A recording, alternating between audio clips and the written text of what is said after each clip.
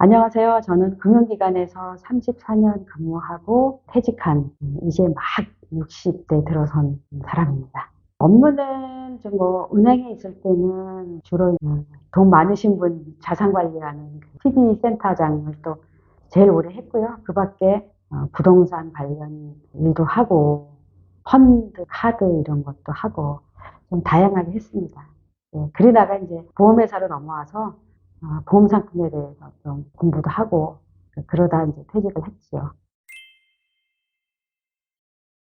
금융권에는 어떻게 퇴직하냐면요. 그냥 두 가지로 보시면 돼요. 자발적인 퇴직 말고는 어쨌든 임원이 되면 그때부터는 1년 단위로 나가느냐, 스테이냐 이렇게 하기 때문에 퇴직이라는 게 이제 전혀 나의 옵션이 아니죠. 그리고 임원이 되지 않으면 60까지 정년이 보장이 돼요. 그런데 거기서 55세 또는 56세 한 가지 또 옵션을 줘요.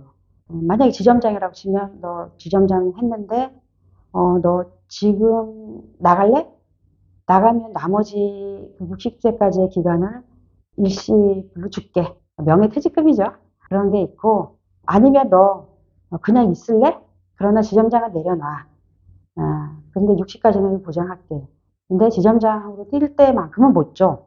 그래서 이제 한 해 하나 이렇게 쭉쭉쭉쭉 내려가요. 그런 정도의 퇴직이에요. 그럼요. 은행의 임금 피크제가 제가 보기에는 가장 먼저 도입이 되지 않았을까 싶은데요. 그 이유는 아시다시피 IMF 오면서 우리 금융산업에, 금융산업뿐이 아니지만 위기가 오고 하면서 은행들이 절반 이상이 날라갔잖아요. 그러는 사이에 명예퇴직이 굉장히 활발하게 됐고, 그 이후에는 임금 피크제하고 같이 운영을 하면서 명예퇴직, 임금 피크 이게 이제 합쳐진 경향이 있죠.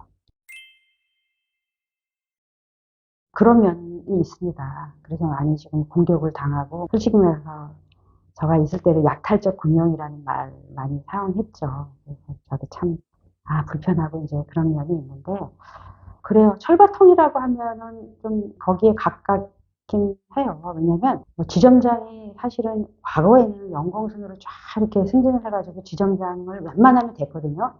근데 이제 IMF 겪으면서 금융산업에 대한 경쟁력 강화 이런 것 때문에 자리도 줄어들고 막 그러면서 누구나 지점장이 되지는 못하는 시대가 와버렸어요. 한 10년 정도 전에.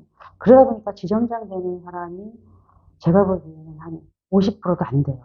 그러면 나머지들은 다 과장에서 차장에서 그냥 멈춰 있는 거예요. 그래서 그 사람들 똑같아요. 나이 55세, 56세 되면 영퇴금 받고 나갈 거냐, 아니면 계속 후선, 백오피스, 미들오피스를 하면서 급여는 점차 단계적으로 이제 깎여가면서 있느냐. 이런 건데요. 그래서 이제 지점장들의 옷 벗고 나오는 게 사실은 현재는 60세까지 자신이 하던 일을 버리고 리더로서의 자리를 좀 버리고 뒤에서 하시는 분들이 제가 느끼기에 10에 하나도 안 되는 것 같아요. 그럼 10명 중에 한 9명 그냥 명퇴금 받고 나가고요.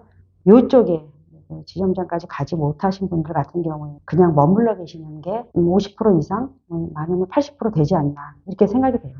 그렇다면 평균은 거의 60이 있지요. 네, 거기까지 갑니다. 맞습니다.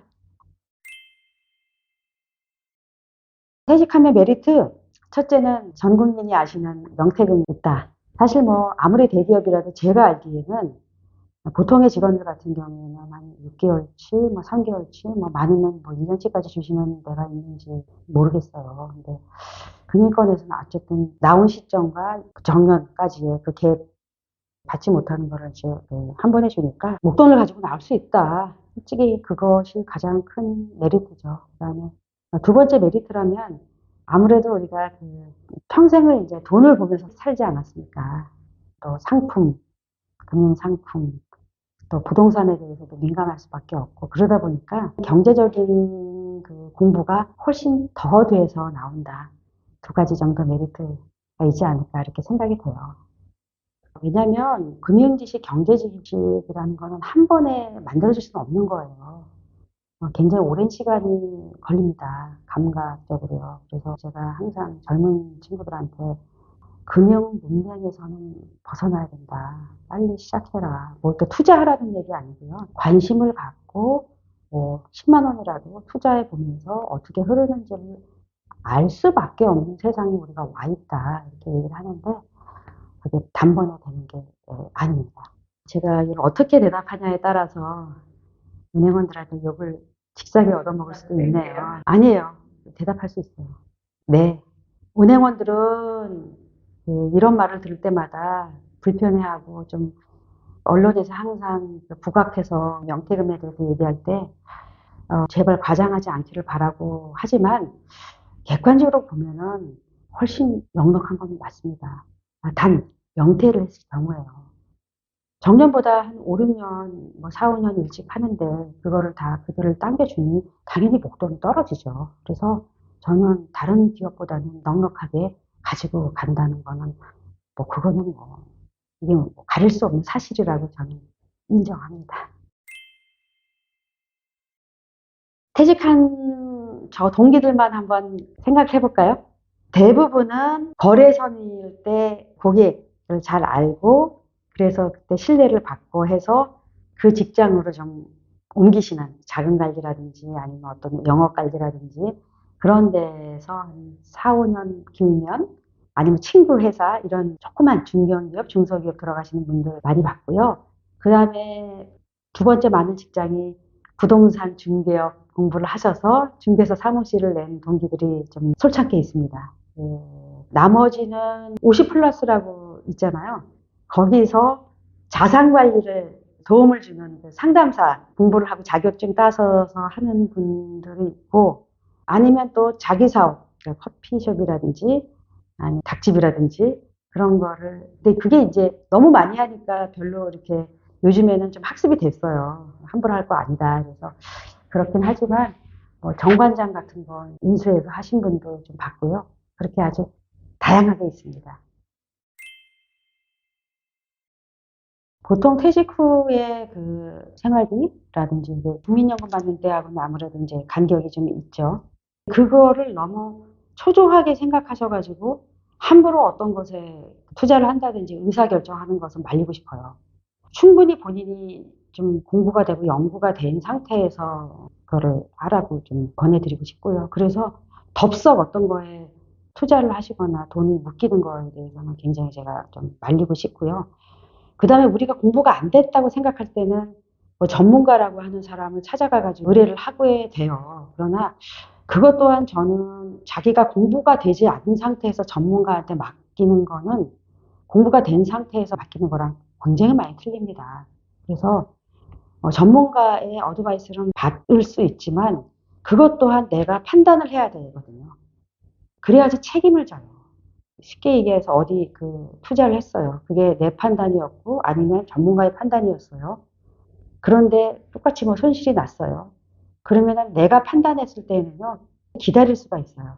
내 판단이니까 내가 수긍하고 진짜 책임을 질 수가 있는 거죠. 근데 다른 사람의 판단으로 내가 그거를 끌려섰을 때는 분노와 원망과 후회와 자책과 이런 것들이 막 올라와서 이거는 뭐 정말 정신적인 피폐까지도 가시는 분들을 너무 많이 봤어요. 그래서 전문가라고 함부로 그 말을 믿고 어딘가에 자산이 큰 부분을 뭉텅뭉텅 하시는 거는 정말 조심해야 된다.